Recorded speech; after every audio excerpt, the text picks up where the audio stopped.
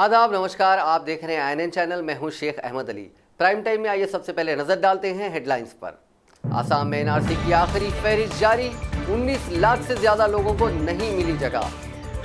इतवार से ट्रैफिक चालान की रकम में होगा कई गुना इजाफा, बिना हेलमेट के ड्राइविंग पर देने पड़ेंगे 1000 रुपए। 16 नवंबर तक आ सकता है बाबरी मस्जिद पर फैसला। सुप्रीम कोर्ट में जारी सुनवाई पर मुस्लिम पर्सनल लॉ बोर्ड ने जाहिर किया इत्मीनान। वजीर आला KCR ने दी ग्राम पंचायत के लिए 30 दिन के एक्शन प्लान को मंजूरी। सफाई कर्मचारियों की तनख्वाह में इजाफे को भी मिली मंजूरी। और डबल बेडरूम स्कीम में अक़लियतों के लिए तहफ़्फ़ुज़ात में हो इजाफा, कांग्रेस का मुतालबा। अब खबरें तफसील से। आसाम के लिए नेशनल रजिस्टर ऑफ सिटीजनशिप यानी NRC की आखिरी फहरिस्त आज जारी कर दी गई, जिसमें 19 लाख से ज़्यादा लोगों को जगह नहीं मिली। NRC की फहरिस्त में शामिल होने के लिए दरख्वास्त देने वाले 3 करोड़ 30 लाख से ज़्यादा दरख्वास्त दहिंदगान में से 3 करोड़ 11 लाख से ज़्यादा लोगों को NRC की आखिरी फहरिस्त में जगह मिली है। NRC के स्टेट कोऑर्डिनेटर प्रतीक हजीला ने एक प्रेस बयान जारी करके कहा कि NRC की आखिरी फहरिस्त में शामिल होने के लिए मजमूई तौर पर 3 करोड़ 11 लाख 21,004 लोगों को अहल पाया गया, जबकि अपनी शहरियत के सिलसिले में ज़रूरी दस्तावेज ना कर पाने वाले 19 लाख 6,657 हैं। NRC के लिए दरख्वास्त देने का अमल 2015 में शुरू हुआ था, जो 31 अगस्त तक चला। सुप्रीम कोर्ट की हिदायत के मुताबिक NRC की पहली फहरिस्त 31 दिसंबर 2017 को तैयार हुई थी, जिसे 30 जुलाई 2018 को शाये किया गया था। इस फहरिस्त में 2 करोड़ 99 लाख 83,687 लोगों को शामिल किया गया था। मुल्क में सितंबर की पहली तारीख से कई बड़ी तब्दीलियां की जा रही हैं। इनमें ट्रैफिक क़वानीन की खिलाफ वर्जी करने पर जुर्माने की रकम कई गुना किए जाने और बैंक अकाउंट से 1 करोड़ रुपए से ज़्यादा निकालने पर टैक्स डिडक्शन एट सोर्स यानी TDS जैसे कई तब्दीलियां हो जाएंगी। सड़क हादसात में मुसलसिल हो रहे इजाफे के पेश नज़र उसूलों की खिलाफ वर्जी करने वालों पर जुर्माने की रकम में कई गुना इजाफा किया गया है। इस ज़ाब्ते से मुतालिक बिल पार्लियामेंट के पिछले इजलास में ही मंजूर हुआ था। जुर्माने में इजाफा 1 सितंबर से नाफिज हो जाएगा। नए उसूलों के मुताबिक बगैर लाइसेंस गाड़ी चलाने की रकम को 1000 रुपये से बढ़ाकर 5000 रुपये किया गया। शराब पीकर गाड़ी चलाने पर अब 10,000 रुपये का जुर्माना होगा। पहले ये रकम 2000 रुपये थी। मुकर्ररा रफ्तार से तेज़ रफ्तार चलाने के मामले में जुर्माने की रकम को 500 रुपये से बढ़ाकर 5000 रुपये किया गया है। इमरजेंसी खिदमात के काम में लगी गाड़ियों को गुजरने के लिए जगह नहीं देने पर 10,000 रुपये का जुर्माना अदा करना होगा। गाड़ी चलाते वक्त मोबाइल पर बात करते हुए पकड़े जाने पर 5000 रुपये का जुर्माना देना होगा। बगैर हेलमेट के 2 पहिया गाड़ी चलाने पर 1000 रुपये जुर्माना और 3 महीने के लिए लाइसेंस जब्त किया जा सकता है। अब तक इसका जुर्माना सिर्फ 100 रुपये होता था। इसके अलावा दीगर ट्रैफिक रूल्स की खिलाफ वर्जी करने से मुतालिक क़वानीन को बहुत सख्त बनाया गया है। नायब सदर जमहूरिया M वेंकैया नायडू ने कहा कि हिंदुस्तान ने माजी में किसी भी मुल्क पर हमला नहीं किया और मुस्तकबिल में भी ऐसा नहीं करेगा। ताहम उन्होंने इंतबाह दिया कि अगर कोई हिंदुस्तान के दाखिली मामलात में मुदाखलत करेगा तो इसको मुनासिब जवाब दिया जाएगा। उन्होंने वज़ारत ख़ारजा और इंडियन स्कूल ऑफ बिजनेस की जानिब से मुश्तरका तौर पर यहाँ मुनक़िदा कॉन्फ्रेंस इंतशार के माहौल में माशी डिप्लोमेसी से खिताब करते हुए कहा कि हिंदुस्तान अमन मोहब्बत वाला मुल्क है और ये इस बात में यकीन रखता है कि सारी दुनिया एक ख़ानदान है, हर किसी को खुश रहना चाहिए। उन्होंने कहा, हमने किसी भी मुल्क पर माजी में हमला नहीं किया और मुस्तकबिल में भी ऐसा नहीं करेंगे। ताहम अगर कोई हिंदुस्तान के दाखिली मामलात में दखल देता है तो इसको मुनासिब जवाब दिया जाएगा। हर किसी को बशमूल हमारे पड़ोसी ये समझना चाहिए जो दहशतगर्दी के लिए फ़ंड्स फराहम कर रहा है और इमदाद फराहम कर रहा है, जो इनके लिए और पूरी दुनिया के लिए अच्छी बात नहीं है। हम पड़ोसी ममालिक के साथ दोस्ताना ताल्लुक़ चाहते हैं। नायडू ने कहा कि हिंदुस्तान की वसी बुनियादी पॉलिसी है और हम किसी भी मुल्क के दाखिली मामलात में मुदाखलत नहीं चाहते और ये भी नहीं चाहते कि कोई भी हमारे दाखिली मामलात में दखल अंदाजी करे। मुस्लिम पर्सनल लॉ बोर्ड के जनरल सेक्रेटरी मौलाना वली रहमानी ने इस उम्मीद का इजहार किया है कि बाबरी मस्जिद अराजी तनाज़े मामला सुप्रीम कोर्ट में आखिरी मरहले में है। रोज़ाना समाअत हो रही है और 16 नवंबर तक फैसला आ जाने की उम्मीद है। उन्होंने आज यहाँ जारी एक बयान में कहा कि बाबरी मस्जिद का मामला बिलाशुबा हिंदुस्तानी तारीख में अपनी नौइयत का एक मुनफरिद वाक़या है, जिसके मुकदमे की उम्र तवील होने के साथ साथ हिंदुस्तान जैसी जमहूरी और सेकुलर मुल्क का इम्तिहान भी है। उन्होंने कहा कि 1528 से 22 दिसंबर 1949 तक पूरे तौर पर मस्जिद रही और इसमें 5 वक्ता नमाज पाबंदी से होती रही। मुल्क की मारूफ मुस्लिम तंजीम जमीयत उलमा हिंद के सदर मौलाना अरशद मदनी ने जुमे की रात राष्ट्रीय स्वयंसेवक संघ के सरबराह मोहन भागवत से मुलाकात की। मुलाकात में दोनों रहनुमाओं के दरमियान हिंदू मुस्लिम इत्तेहाद को फरोग देने और मॉब लिंचिंग समेत कई उमूर पर बातचीत हुई। जमीयत से वाबस्ता जराये के मुताबिक दोनों की यह मुलाकात जुमे की रात संघ के दिल्ली वाक़े दफ्तर केशवगंज में तकरीबन 1.5 घंटे तक चली। जराये ने बताया कि दोनों की मुलाकात की तैयारी पिछले काफ़ी वक्त से हो रही थी और इसके पीछे बीजेपी के साबिक तंजीमी जनरल सेक्रेटरी रामलाल की कोशिश कार फरमा रही। जराये के मुताबिक मौलाना मदनी ने RSS सरबराह से कहा कि हिंदू मुस्लिम इत्तेहाद और फिरका वाराना हम आहंगी के बगैर हमारा मुल्क बड़ी ताकत नहीं बन सकता। उन्होंने भीड़ के जरिए कत्ल और नफरत पर मबनी जराइम के वाक़यात को रोकने के लिए ठोस कदम उठाने की ज़रूरत पर भी जोर दिया। NRC और कुछ दीगर मसाइल पर भी तबादला ख्याल हुआ। जमीयत के एक ओहदेदार ने यह भी कहा कि इस मुलाकात का ये ख़तई मतलब नहीं है कि हम RSS के नज़रिए की हिमायत करते हैं, लेकिन मुल्क की सालमियत और तरक्की के लिए हमें बातचीत करने से कोई परहेज़ नहीं है। 10 अवामी शोबे के बैंक्स को 4 बैंकों में जम करने मरकजी वजीर फाइनेंस निर्मला सीतारामन की जानिब से किए गए बड़े ऐलान को all India bank employees association यानी AIBEA ने गलत, गुमराहकुन और बेमौका करार दिया। एसोसिएशन के जनरल सेक्रेटरी CH वेंकटचलम ने बताया कि 10 अवामी शोबों के banks Canara bank, union bank of India, United Bank of India, Allahabad bank, Syndicate bank, Corporation bank, oriental Bank of commerce और आंध्रा बैंक्स को जम करने के फैसले पर नजरसानी की जरूरत है। उन्होंने कहा कि हुकूमत इन बैंक्स को जम करना करार दे सकती है, ताहम दरअसल ये 6 बैंक्स का बेरहमी से कत्ल है, क्योंकि इन बैंकों के इंजमाम के बाद ये 6 बैंक्स बैंकिंग पस मंजर से गायब हो जाएंगे। इन 6 बैंक्स को बंद कर देने की तजवीज़ की मुखालिफत एसोसिएशन के बैनर तले करने की बैंक मुलाजिमीन से अपील करते हुए यूनियन के सरकर्दा लीडर ने कहा कि हम जल्द ही एहतजाज और हड़ताल शुरू कर देंगे। इसी दौरान वेंकटचलम ने अपने रिलीज में कहा कि बैंक्स को 1969 में कौमियाया गया था और यह कदम मईशत की वसी बुनियाद और उसकी तरक्की के लिए उठाया गया था। गुज़िश्ता 50 वर्षों में कौमियाए हुए बैंक्स ने मुस्तहकम मईशत में अहम किरदार अदा किया। तकरीबन 8,000 ब्रांचेस आज बढ़कर 90,000 ब्रांचेस बन गए हैं, जिनमें तकरीबन 40,000 ब्रांचेस दही और नीम दही इलाकों में हैं, जिनको क़ब्ल-अज़ीं नज़रअंदाज किया गया था। हुकूमत हिंद और रिज़र्व बैंक की जानिब से मुल्क की बुनियादी ज़रूरियात के लिए अहम माने जाने वाले शोबे के नतीजे में हमारी मईशत बेहतर हुई, जिसके सबब सब्ज़ इनकलाब, सफ़ेद इनकलाब, सनती तरक्की, मुलाजिमतों के मौक़े, दही तरक्की वगैरह मुमकिन हो पाए। उन्होंने कहा कि 2008 में पूरी दुनिया माली बहरान और बैंकिंग सुनामी का शिकार हो गई थी, ताहम हमारे अवामी शोबे के बैंक्स के सबब हिंदुस्तानी बैंकिंग निज़ाम महफूज रहा। एसोसिएशन के जनरल सेक्रेटरी ने कहा कि हुकूमत तमाम के लिए खुशहाली की बात करती है, ताहम 6 बैंक्स को बंद करते हुए बैंकिंग निज़ाम की 6 असल शरियानों को काटा जा रहा है। मुतासिरा banks Allahabad Bank, Andhra Bank, Corporation Bank, Syndicate Bank, United Bank of India और ओरिएंटल बैंक ऑफ कॉमर्स काफ़ी बेहतर बैंक्स हैं और इन बैंक्स ने बड़े पैमाने पर अपने मुताल्लिका हुदूद में माशी तरक्की में फराहम की है। अचानक इन बैंक्स को बंद करने का फैसला नामुनासिब और गैर ज़रूरी है। मुल्क शदीद माली सुस्तरवी और मंदी का सामना कर रहा है। बैंक्स अपने भारी वसाइल के ज़रिए मईशत के अहिया में फैसलाकुन रोल अदा कर सकते हैं। दरहकीकत गुज़िश्ता हफ्ते वज़ीर फ़ाइनेंस ने मईशत को बेहतर बनाने की अहम जिम्मेदारी बैंक्स को दी थी। बैंक्स को जम करने या बंद करने के फैसले से इस काम पर मनफी असर पड़ेगा। उन्होंने कहा कि बैंक्स नाकाबिल उसूल खर्च की वजह से खुद कई मसाइल का सामना कर रहे हैं।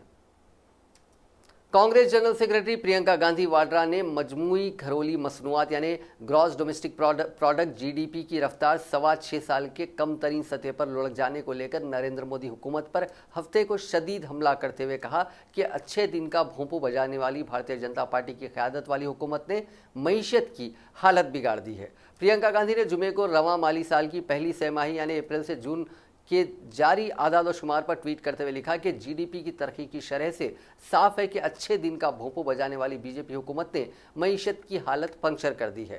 काबिल गौर है कि GDP आदाद व शुमार में तरक्की की शरह सूद 6.25 साल के कम तरीन 5% पर आ गई है। महाराष्ट्र के धुले में एक केमिकल फैक्ट्री में आज सुबह सिलेंडर में धमाके के बाद आग लग गई, जिसमें 13 से ज़्यादा अफराद की मौत हो गई। 58 लोग इसमें जख्मी हुए हैं। ये फैक्ट्री शिरपुर तालुका से वाघड़ी गांव में वाक़ है। धमाका इतना शदीद था कि इसकी गूंज करीब 2 किलोमीटर दूर तक सुनाई दी। हादसा सुबह करीब 9:15 पर हुआ। वज़ीर आला देवेंद्र फडणवीस ने मरने वालों के ख़ानदान को 5-5 लाख रुपए की मदद देने का ऐलान किया। एसपी विश्वास पंधारा ने बताया कि हादसे की वजूहात का अभी पता नहीं चल पाया है। शुरुआती जांच में ऐसा लग रहा है कि कई सिलेंडरों में धमाके हुए। हादसे के वक्त फैक्ट्री में करीब 100 से ज्यादा मुलाजिमीन मौजूद थे। वहीं मरकजी वजीर दाखिला अमित शाह ने फडणवीस से फोन पर इस हादसे के बारे में बात की।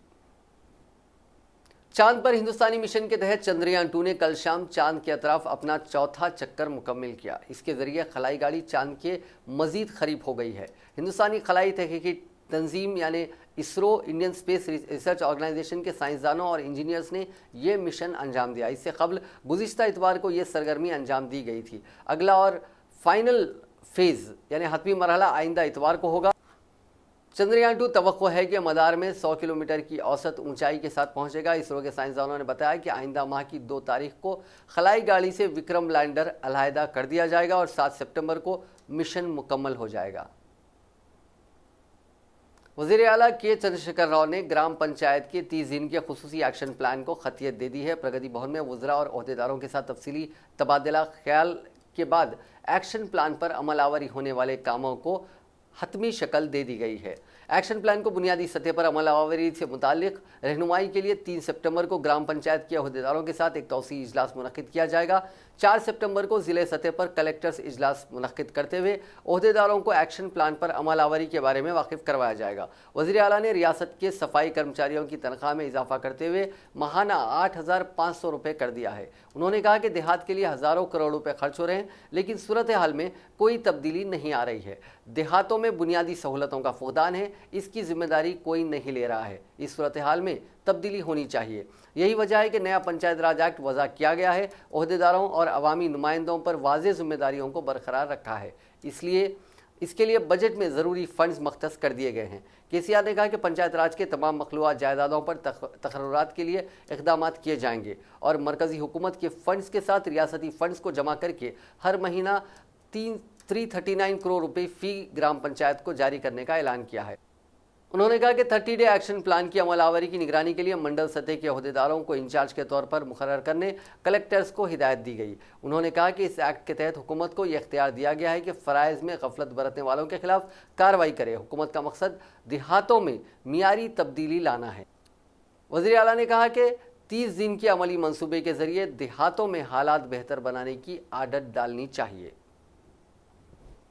कांग्रेस के अक़लियती कायदीन ने हुकूमत से मुतालबा किया है कि डबल बेडरूम मकानात में अक़लियती कोटे में इजाफा किया जाए। कांग्रेस अक़लियती डिपार्टमेंट के रियासती सदरनशीन शेख अब्दुल्ला सोहेल, हैदराबाद के सदरनशीन समीर वलीउल्लाह, पार्टी तर्जुमान सैयद निज़ामुद्दीन के अलावा दीगर कायदीन ने हाउसिंग कॉरपोरेशन के मैनेजिंग डायरेक्टर से इस सिलसिले में नुमाइंदगी की।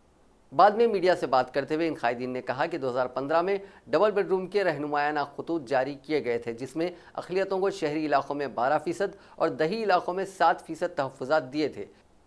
उस वक्त तेलंगाना के सिर्फ 10 अजला थे, अब उनकी तादाद 33 हो गई है। लिहाजा गाइडलाइंस पर नज़रसानी करते हुए अक़लियतों को उनकी आबादी की मुनासिबत से उस ज़िले में तहफ़्फ़ुज़ात दिए जाने चाहिए। We have come down here today to submit a representation to the VC and Managing Director for the Housing Department. We have been trying for the appointment since 27th, but due to unforeseen reason we haven't been given appointment by the VC as well as the Chairman of Housing Department. So we have come here today and have submitted a representation at the Peshi of VC and the Managing Director. The representation here, what we have submitted is we have requested the state government to increase the percentage allotted to minorities, as the percentage in rural has been allotted for 7% and we have requested it to be allotted to 10%, and in the urban areas it has been allotted as 12%, which is very much insufficient as 40% of the minorities live in rented houses. So we have requested them to increase it to 20%. So we have submitted a representation today and we would like to request the government to please kindly take an action over it. గతంలో 10 జిల్లాల తెలంగాణ, ఇప్పుడు 33 జిల్లాల తెలంగాణ ఉంది.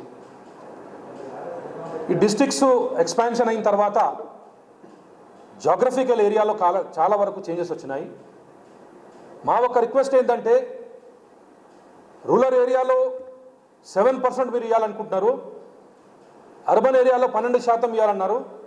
మా request ఏంటంటే urban ఏరియాలో ముస్లిం population ఎక్కువ ఉంది. 2011 సెన్సెక్స్ ప్రకారం 40% హైదరాబాద్లో ముస్లిం పాపులేషన్ ఉంది. గతంలో 15 अक्टूबर 2015 में एक जियो पास हुआ था गवर्नमेंट की तरफ से कि वो लोग गवर्नमेंट जो है अर्बन में 12% और रूरल में 7% डबल बेडरूम अलॉट करेंगे माइनॉरिटीज़ को। हम ये पूछने आए थे कि ये काम कहाँ तक आया है। 4 साल हो गए जियो पास होके, 2 BH की कहाँ तक कंप्लीट हुआ है और कौन से प्रोसेस के मरहले में है। मगर अफसोस 27 तारीख से हम टाइम पूछ रहे, ना MD साहब हमको टाइम दे रहे, ना चेयरमैन साहब हमको टाइम दे रहे। आज हमने उनकी पेशी में हमारा रिप्रेजेंटेशन दे के आए हैं। हमारा डिमांड ये है कि अगर से आप अपने 2 बेडरूम हाउसेस का जो है प्रोसेस अगर से आपका कंप्लीट में है, तो हमारी रिक्वेस्ट आपसे ये थी अर्बन में 20% किया जाए, क्योंकि ये जब जियो पास हुआ था जब 10 डिस्ट्रिक्ट थे तेलंगाना के, अब 31 डिस्ट्रिक्ट है, 33 डिस्ट्रिक्ट है। इस वजह से जो है माइनॉरिटी का जो रेशियो था वो डिस्ट्रिक्ट्स में बहुत बढ़ने से कम हो गया। रूरल में आप 7% देने का वादा किया था, हमने उसको रिक्वेस्ट किया कि आप 10% रूरल में दें और अर्बन में जो है आप 12% वादा करें। हम उसको 20% आपकी रिक्वेस्ट करने आए, क्योंकि अर्बन में सुधीर कमीशन रिपोर्ट के मुताबिक 43% माइनॉरिटीज़ जो है किराए के घरों में रहते हैं। इसी वजह से हम आपसे रिक्वेस्ट करने आए थे कि अगर से आपका GHMC में और तेलंगाना में आप 2 बेडरूम हाउसेस का जो स्कीम अगर से आपका मरहला ख़त्म पे है, तो आपके जियो में थोड़ा सा इम्प्लीमेंट कर 20% GHMC में और 7% ऑल डिस्ट्रिक्ट्स में अलॉट करने के लिए आपके पास अपील को आए थे। अब जहाँ तक सवाल है 12% आप GHMC में देने का वादा करें, तो रिक्वेस्ट हमारी ये भी, आप भी बेहतर जानते हैं कैसे ऐसा आपके वास्तु में 12% देना नहीं है, ना माइनॉरिटीज़ को 12% रिजर्वेशन दिए, ना ही आप GHMC में 12% हाउसेस देंगे। हम आपसे रिक्वेस्ट कर रहे हैं कि आपके वास्तु को थोड़ा बढ़ा दीजिए, 20% कर दीजिए और माइनॉरिटीज़ को जो है सिटी में 20% अलॉट करिए और डिस्ट्रिक्ट्स में असेंबली वाइज अगर से करें तो आप बहुत बेहतर है, और असेंबली वाइज करते हुए आप 10% अलॉट करिए 2 BH के। यही रिक्वेस्ट के लिए हम उनको रिप्रेजेंटेशन देने आए थे, मगर अफसोस हमको कोई मिला नहीं। अब आपके माध्यम से हम उनसे रिक्वेस्ट कर रहे हैं। Thank you. कांग्रेस के रुकने पार्लियामेंट व कारगुजार सदर PCC रेवंत रेड्डी ने बीजेपी और TRS को एक ही सिक्के के 2 रुख करार दिया। मीडिया से बात करते हुए उन्होंने कहा कि बीजेपी 2 ग्रुपों में मुनक़सिम हो गई है। एक group chief minister Chandrashekhar Rao के मुवाफिक काम कर रहा है, तो दूसरा ग्रुप चीफ मिनिस्टर के खिलाफ काम कर रहा है। बीजेपी में चीफ मिनिस्टर के खिलाफ बयान देने वालों की कोई अहमियत नहीं है। कौमी सतह पर बीजेपी और TRS में अंदरूनी मुफाहिमत है, इसलिए बीजेपी के मरकजी कायदीन चंद्रशेखर राव की बदनुवानियों के खिलाफ कोई कार्रवाई नहीं कर रहे हैं। रेवंत रेड्डी ने कहा कि बीजेपी के रियासती सदर डॉक्टर लक्ष्मण ने गुज़िश्ता हफ्ते बरकी खरीदी में 1000 करोड़ रुपए की बेकायदगियों का इल्ज़ाम आयद करते हुए CBI तहकीकात का मुतालबा किया था, लेकिन आज तक लक्ष्मण ने संजीदा तौर पर इस मामले को मरकजी हुकूमत या CBI से तहरीरी शिकायत नहीं की। सिर्फ प्रेस कॉन्फ्रेंस मुनक़िद करते हुए TRS हुकूमत पर बदनुवानियों के इल्ज़ामात आयद कर रहे हैं। रेवंत रेड्डी ने बीजेपी सदर लक्ष्मण से मुतालबा किया कि वो इस बात का ऐलान करें कि TRS हुकूमत के खिलाफ किस दिन CBI से शिकायत करेंगे। कांग्रेस कायद ने कहा कि रिटायर्ड IAS ओहदेदार प्रभाकर राव को तेलंगाना ट्रांसको और जेनको का CMD मुकर्रर किया गया है, वो इस ओहदे के लिए अहल ही नहीं है। प्रभाकर राव के मातहत कई IAS ओहदेदार महकमे बरकी से तबादला कर लिए हैं। उन्होंने कहा कि महकमे बरकी ने बड़े पैमाने पर बदनुवानियाँ हो रही हैं, अवामी दौलत को लूटते देख कर वो इस मसले को उठाते हैं, लेकिन चीफ मिनिस्टर महकमे बरकी के मुलाजिमीन को उनके खिलाफ सड़कों पर एहतजाज करने के लिए उतार दिए हैं। रेवंत रेड्डी ने कहा कि चंद दिन कबल चिन्नौर से ताल्लुक रखने वाले एक ओहदेदार ने केसीआर और केटीआर के खिलाफ आवाज़ उठाई थी, जिस पर इस ओहदेदार के खिलाफ कार्रवाई की गई। अब जबकि महकमे बरकी के कई मुलाजिमीन उनके खिलाफ सड़कों पर एहतजाज कर रहे हैं, इन मुलाजिमीन के खिलाफ हुकूमत क्यों कार्रवाई नहीं कर रही है। महकमे जंगलात के ज़ेर एहतमाम कीसरा में हरिता हरम प्रोग्राम के तहत शजरकारी की गई। रियासती वजीर मल्ला रेड्डी और रुकने पार्लियामेंट संतोष कुमार ने शजरकारी मुहिम में हिस्सा लिया। इस मौके पर उन्होंने कहा कि माहौलियात के तहफ़्फ़ुज़ की जिम्मेदारी हम तमाम पर है। हर एक को पौधे लगाने चाहिए और इसकी हिफाजत करनी चाहिए। मुनासिब बारिश पर ऑक्सीजन का दारोमदार दरख्तों पर मुनहसर है। उन्होंने बताया कि कीसरा में आबो हवा बेहतर है, लिहाजा यहाँ सरसब्ज और शादाब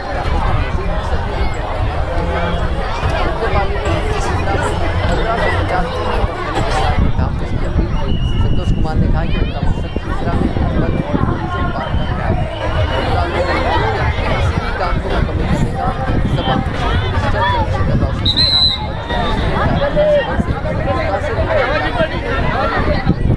पार्लियामेंट ने कहा कि वो अपने तमाम वादों का पूरा करने के बाद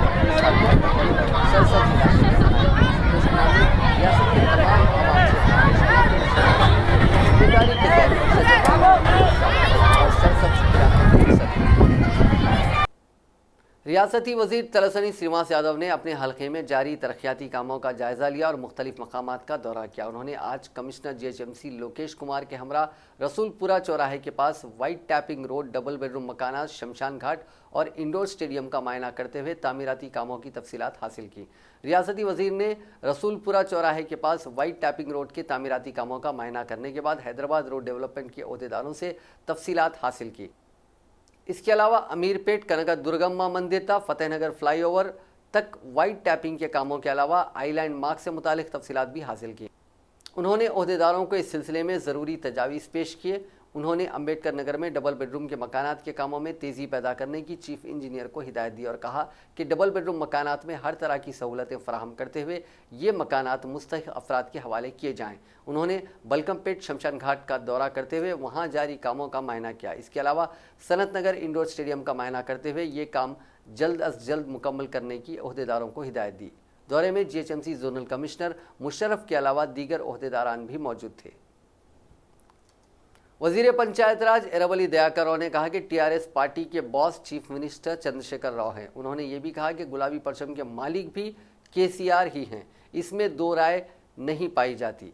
तेलंगाना भवन में टीआरएस कारगुजार सदर तारका रामाराव से मुलाकात के बाद मीडिया से गैर रस्मी बातचीत करते हुए दयाकर राव ने कहा कि केसीआर की काविशों से ही तेलंगाना की तहरीक में शिद्दत पैदा हुई थी। गुलाबी परचम को तैयार करते हुए इस परचम तले तेलंगाना के हुसूल के लिए केसीआर ने काफ़ी जद्दोजहद की, इससे कोई इनकार नहीं कर सकता। जिस वक्त केसीआर ने टीआरएस पार्टी की बुनियाद रखी थी उस वक्त मैं तेलुगु देशम में था।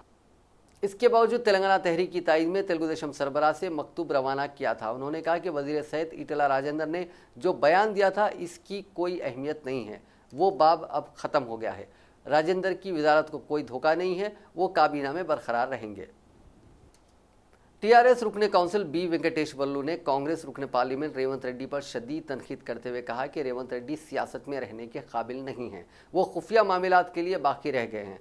तेलंगाना भवन में प्रेस कॉन्फ्रेंस से खिताब करते हुए टीआरएस रुकने काउंसिल ने कहा कि चीफ मिनिस्टर चंद्रशेखर राव ने दूर अंदेशी के तहत प्रभाकर राव को तेलंगाना ट्रांसको और जेनको का सीएमडी मुकर्रर किया था, जिन्होंने सिर्फ 6 माह के अंदर रियासत को बरखी बहरान से बाहर निकालते हुए 24 घंटे बिला वक्फा बरखी की सरबराही को यकीनी बनाया। ऐसे सीनियर ओहदेदार पर रेवंत रेड्डी करप्शन के इल्ज़ामात आयद कर रहे हैं जो काबिल मजम्मत है।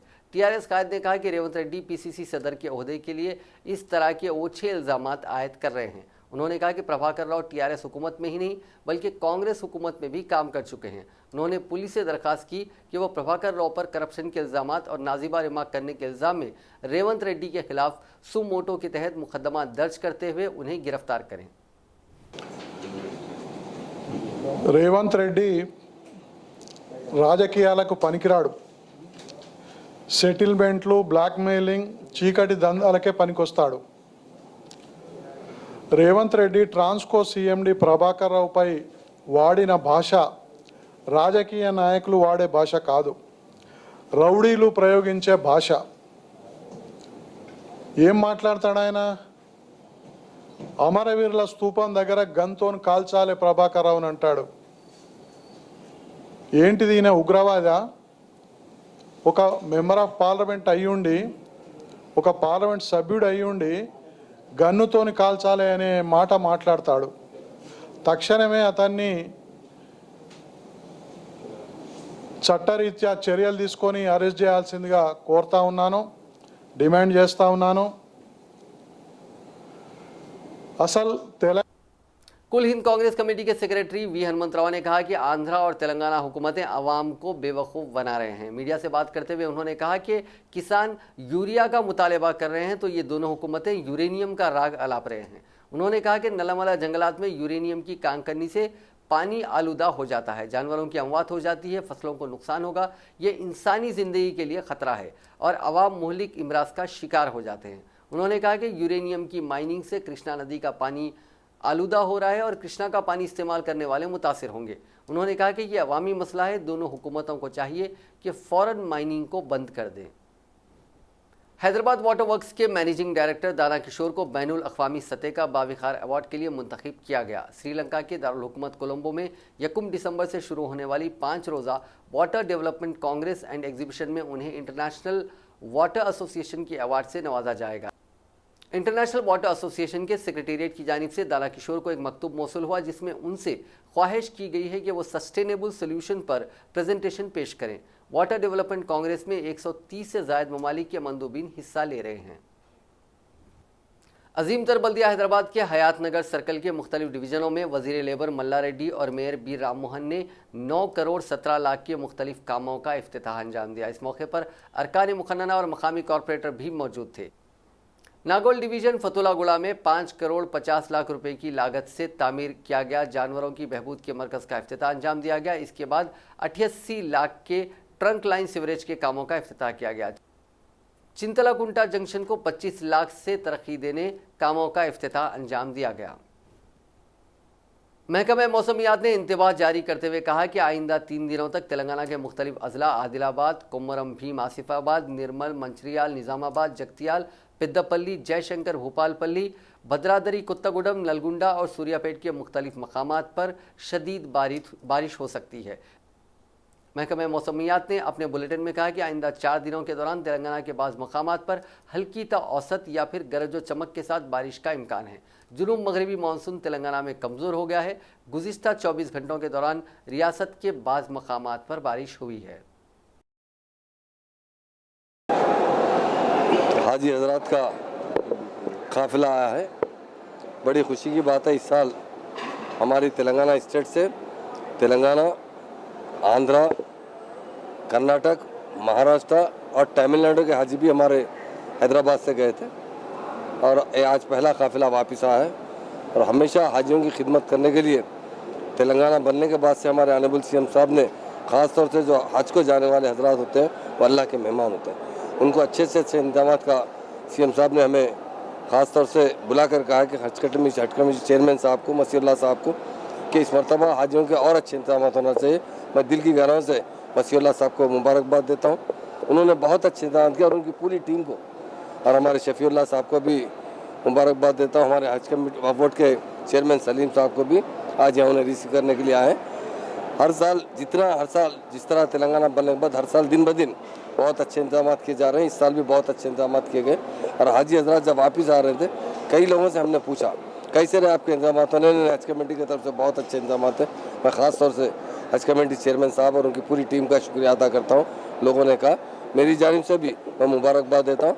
यकीनन हज को जाने वाले लोग जितने भी हाजी होते हैं वो खुशनसीब होते हैं जिन्हें अल्लाह का बुलावा आता है और अपने फ़राइज़ अदा करके हम अल्लाह से यही दुआ करें अल्लाह ताला उनका हज कबूल फरमाए। नाज़रीन, आखिर में एक बार फिर से नज़र डालते हैं हेडलाइंस पर। आसाम में एनआरसी की आखिरी फहरिस्त जारी, 19 लाख से ज़्यादा लोगों को नहीं मिली जगह। इतवार से ट्रैफिक चालान की रकम में होगा कई गुना इजाफा, बिना हेलमेट के ड्राइविंग पर देने पड़ेंगे 1000 रुपये। 16 नवंबर तक आ सकता है बाबरी मस्जिद पर फैसला। सुप्रीम कोर्ट में जारिया सुनवाई पर मुस्लिम पर्सनल लॉ बोर्ड ने जाहिर किया इत्मीनान। वज़ीर आला KCR ने दी ग्राम पंचायत के लिए 30 दिन के एक्शन प्लान को मंजूरी। सफाई कर्मचारियों की तनख्वाह में इजाफे को भी मिली मंजूरी। और डबल बेडरूम स्कीम में अक़लियतों के लिए तहफ़्फ़ुज़ात में हो इजाफा, कांग्रेस का मुतालबा। नाजरीन, आज के प्राइम टाइम में बस इतना ही। देखते रहिए INN चैनल।